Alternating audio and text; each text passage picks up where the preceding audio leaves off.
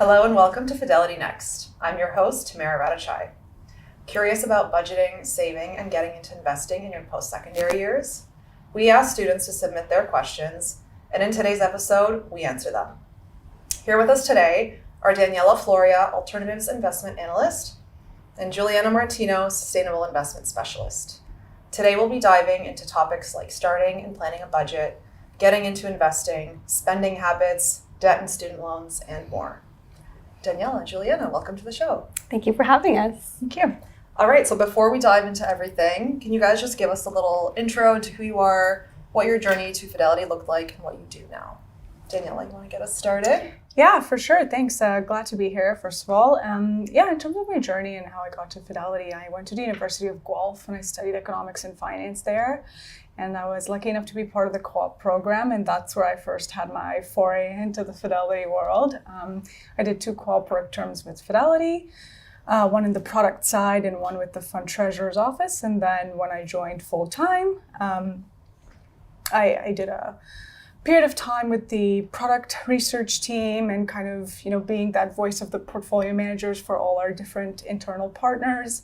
And now I'm on the product development side as an alternative investment analyst, as you mentioned. So really what I do now is I'm responsible for supporting and enhancing Fidelity Canada's retail lineup of alternative mutual funds and other solutions. So it really involves providing critical support for new product development initiatives by delivering strategic, competitor, and industry analysis to inform our product strategy for the alternative space. Cool. Julianna, what did your journey look like? Yeah, I went to Laurier for their BBA program. I majored in finance with a minor in economics. And I also, like Daniela, was part of their co-op program. I actually had 3 terms at Fidelity. So similar to Daniela, I was on the fund treasurer's team. And then I had 2 terms on the product side. I really loved it, so I came back full time. I started as an investment analyst at the time on product research, and then that led me to where I am now as a sustainable investment specialist. So part of my day is being a subject matter expert on the ESG or sustainable investment products that we offer, and also Fidelity Canada's broader approach to sustainable investing. And then we also do competitor, market, and product research, and kind of just staying abreast of any regulatory changes as well. So that's kind of my journey, how I came to be now. Cool, love it. All right, so let's dive into the questions that we got. The first question will be for you, Daniela. How do you start a budget?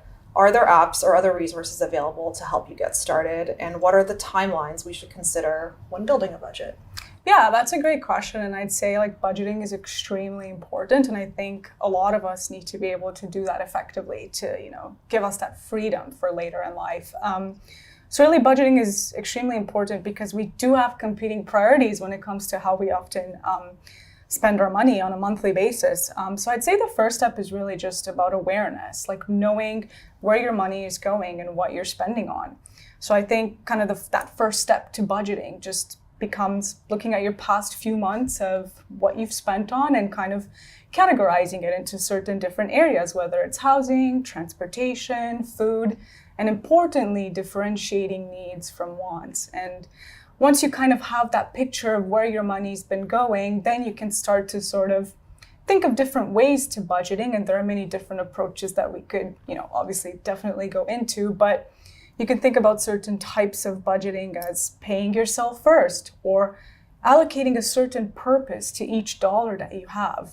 And that's kind of the first step in, really establishing that budget and allocating where your income is going among your different expenses. And of course, setting some aside as well to a fun or flex category, because things often do come up in life beyond just your day-to-day expenses. You may have travel with your friends, or you may have your grandma's birthday and you need to buy her a gift. And so you need to allocate for things like that as well ahead of time. So another thing I'll say with respect to budgeting is there are a lot of resources out there where you could start a budget. There's obviously a lot of independent apps that you could find on your phone's app store. The Government of Canada also has a budget planner on their website. But of course, if you have an online banking app as well, a lot of them do have budgeting features. But of course, going beyond tech, the old pen and paper always works as well for a budget, or an Excel spreadsheet if you'd like. And I'd say finally, with respect to timelines, like it's important to review your budget every couple of months and kind of acknowledge that it's going to change over this time period as you sort of get into the rhythm of budgeting. Certain months may be different than others, so it may take 3 to 4 months to realize kind of what that flow is between your income and expenses, and be flexible with it. Great. And Julianna, Daniela mentioned needs versus wants. So how does someone differentiate between a need and a want? Yeah, I think the question you need to ask yourself is this essential for daily life and functioning, or is this just a nice to have? If it is something you need to actually improve or maintain your basic well-being, then chances are it's a need. So this could be rent or housing costs, maybe basic groceries, or even just paying down the minimum credit card payment. These are essential. If it is something that just provides you with more enjoyment, maybe more convenience and comfort, then chances are it's not essential. It's likely a want. So, rather than basic groceries, it could be Uber Eats and takeout. Yeah. It could be travel. But it is important to, account for both needs and wants. Daniela alluded, there's different strategies. You can pay yourself first. There's the 50-30-20 rule, where you're allocating 50% of your money to the needs, 30% to the wants, and 20% to savings and investments. And in this case, you have all your bases covered. You're covering the essentials, you're covering fun, but also preparing for your financial future as well. Love that. Daniela, what do you think is the biggest misconception people have about managing their finances? Yeah, that's a great question. And I think I was probably a victim to some of those misconceptions as well in my early stages prior to, starting a full-time job. I think a big one is that you need to have a lot of money to start managing your finances, which is definitely not the truth, because in truth, good financial habits really matter more than, income levels. So tracking your spending, but saving a little bit, but consistently, and paying yourself first are all things you can do regardless of what your current income levels are. And so it's really just starting those habits, whether they're small right now, to build them on for later in life. So I'll revert here to, a concept that we often talk about with respect to investing, but I think it definitely applies in this situation as well. The eighth wonder of the world, aka compound interest. I think that could apply here as well, because even if you start these good financial habits now in small amounts, it could really compound throughout later in life. So I think that's just one of the biggest misconceptions is, I'm not going to start now because I don't have that much money, especially as a student. It may seem like you don't have much, but you should still try to start early on. Hey, debt can go into a spreadsheet as well. So awesome, thank you. Julianna, how much liquidity or cash should I have in my account, and how much should I invest? Yeah, so that's a tough question, because really there is no one size fits all. This could depend on your age, maybe how much money you have, your goals. So really liquidity is the cash that you have available for more short-term spending. Maybe that is daily expenses, or maybe that is a short-term goal that you have. So generally putting aside maybe 50 to 70% of your money available into a cash or checking account will have it readily accessible for that. If you're looking to gain long-term growth, then investing might be the right route. So maybe putting aside 30 to 50% of your money into an investment account. Maybe that is a first home savings account if you're looking to buy your first home, or maybe that is just into stocks, bonds, that will allow for what Daniela was talking about, that compound growth. Cool. Next question is to you, Daniela. Any recommendations on how to foster better spending and investing habits? And what can I do to set myself up financially to be in a good spot by graduation? Yeah, for sure. I think the first thing I'd say, and at the risk of sounding like a broken record here, is, starting small but staying consistent. Especially as you're in your student years, your income may fluctuate quite a lot. And so it doesn't matter how much you're putting aside on a monthly basis, because that will vary and you have to sort of adapt to that. But being consistent with it is what will really matter. And then once again, going back to that sort of differentiating between needs and wants, it could be really easy to sort of give into impulse buys.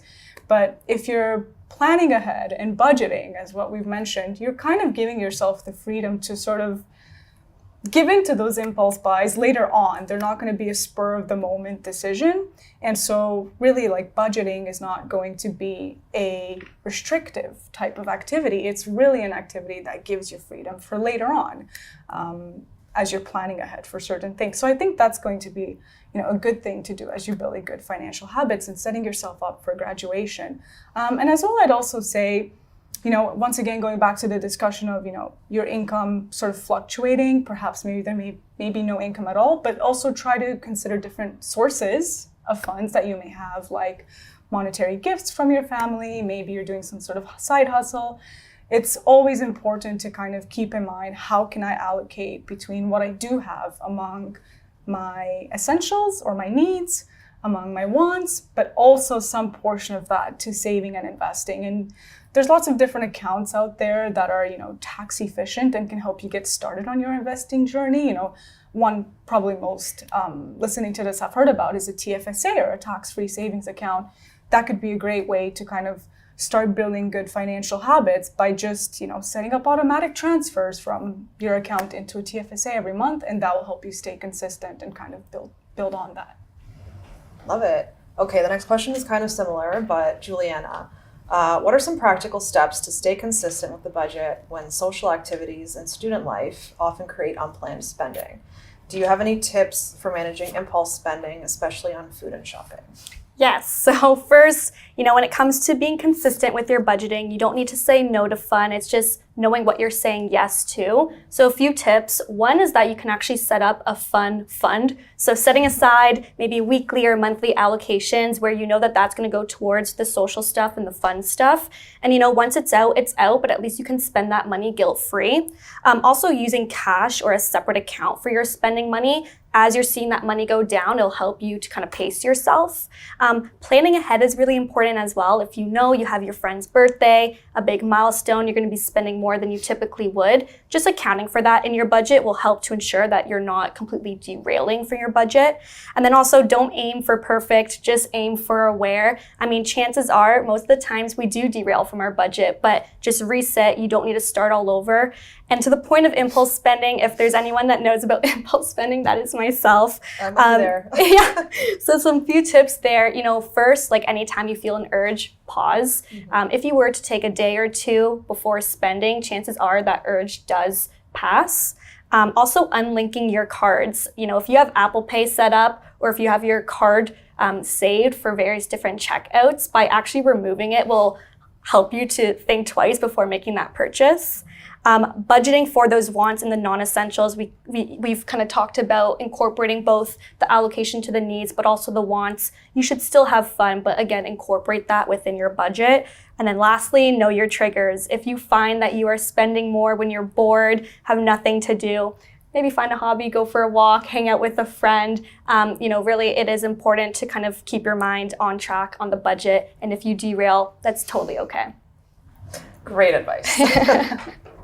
Daniela, if I have student loans, is it still worth saving or investing, or should I focus on paying off debt first? What are ways I can save money to pay back debt and invest at the same time?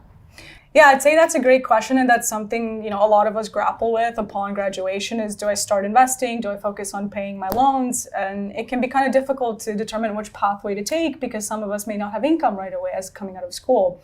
So I'd say the first thing to really keep in mind is that this all depends on your loan's interest rate and your current financial situation as well. So, for example, if you have government student loans where the interest rate is typically lower, then you can kind of think about prioritizing both. So you can, follow a split strategy where you're putting some money aside towards making your minimum loan payments, but at the same time, say, putting 30% of your income aside also for investing. So I think, that could be a good strategy for someone who's, thinking about doing both and doesn't really have too much other debt that's at a higher interest rate.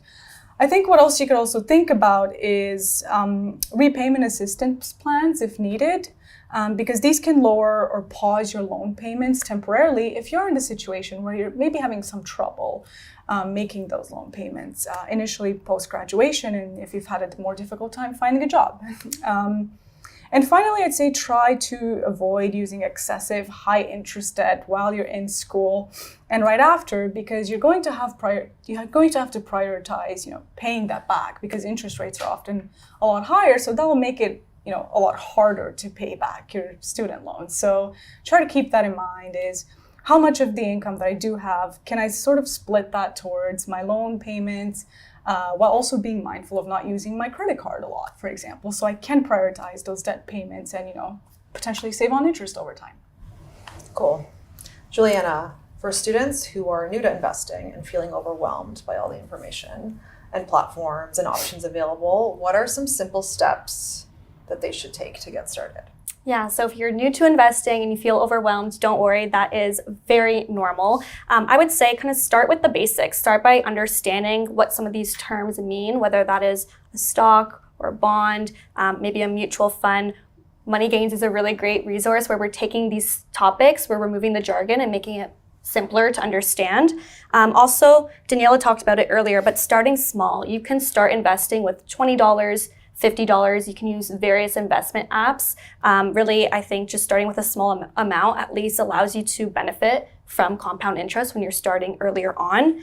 Also thinking long-term, having the mindset that you're not trying to get rich overnight, although it would be nice, really you are trying to build wealth over time. And then lastly, automate it. So you can actually set up recurring investment payments. So you're building that habit without overthinking it. So really, when it comes to starting, keep it simple, stay consistent, and really let time do the heavy lifting. Yeah, that's a great piece of advice. Okay, Daniela, what financial habits have the biggest long-term impact if started early in your 20s? Yeah, that's a really good one. I wish I would have had these habits built up in my early 20s as well. But, better late than never, right? So I think the first 3 habits that stand out to me really is, and I think Julianna touched on this just now, is automating your saving and investments, right? So the earlier you start, the more time you have to compound, going back to that 8th wonder of the world, compound interest. Automation will really help you stay consistent and grow your money more over time. And of course, maybe if you're at the stage where your income is not as regular, maybe you're still in school, maybe you've just come out of school, it may be more difficult to do this, but I think it should always be top of mind as one of your considerations is how much, can I set aside to saving and investing each month, whether it's $25, whether it's $500, even a little can go a long way over a long period of time. Second, and this one may sound really simple, but it's just living, below your means. It sounds simple, right? But spending less than you earn even slightly can make a big difference. And once again, it goes back to that discussion of, not relying on high interest debt where, if you're consistently spending more than you're earning, you're eventually going to get into that situation, which can make things very difficult, both over the short and long term, and just add unwanted stress to your life. And I would say if your income and expenses fluctuate, it's kind of nice to think in averages. So you have to be a little bit flexible with your budget as well. For example, if you have a month where you may have higher earnings or you may have, received some gifts and have some extra cash, maybe you could put some more aside during that month. And, you'll have a bit of a cushion for months that may be a little bit leaner from an income standpoint. So you can, adjust your budget that way as well and put some more or less aside given what your current income is during a given month. And third, what I would also say is continue learning about personal finance and, think about other areas that maybe we're not touching on today, but like how credit works, how to invest, how taxes affect you, and what are different types of tax efficient accounts available. Money Gains could be a great resource for that as well. And there's lots of online resources as well. So I think keeping yourself educated will help you continue to build those habits and kind of keep them as like a lifelong learning. Great. And yeah, Money Gains is our investment education video series on YouTube. So we'll chat about that a little bit more later. All right, Julianna, last question before we wrap things up. What are the biggest budgeting mistakes university students make and how can we avoid them? First off, if you are a university student making a budgeting mistake, we all do. I know I did as well. And so some common mistakes I found, one is not tracking anything. I think it is important to be aware of how much money you're making and how much you're spending, and just being aware will help you to budget effectively. Secondly, underestimating the small costs. As a student, I think it's really easy to do the coffee runs, buying snacks while you're studying, maybe Uber Eats, and that's totally fine, again, to do that, but accounting for it within your budget because that does add up very fast. Oh, yes, they do. Yes, especially the Uber Eats.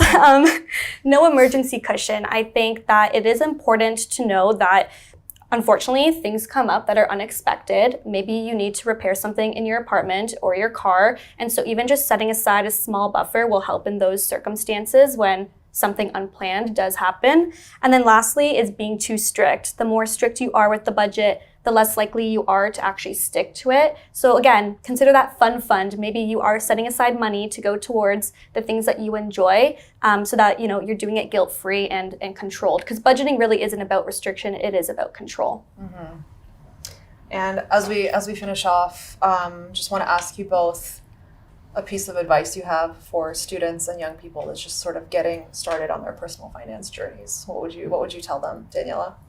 Yeah, and once again, I'll kind of reiterate it. Start small, but start now, right? So it's easy to think you need a high-paying job before you can start managing your finances, before you can start investing, but that's definitely not the case. Even learning to budget your income while you're still a student and maybe have a part-time job, setting up an emergency fund or opening your first TFSA, that can really build momentum and help you, essentially have more freedom later on in life with how you're spending your funds.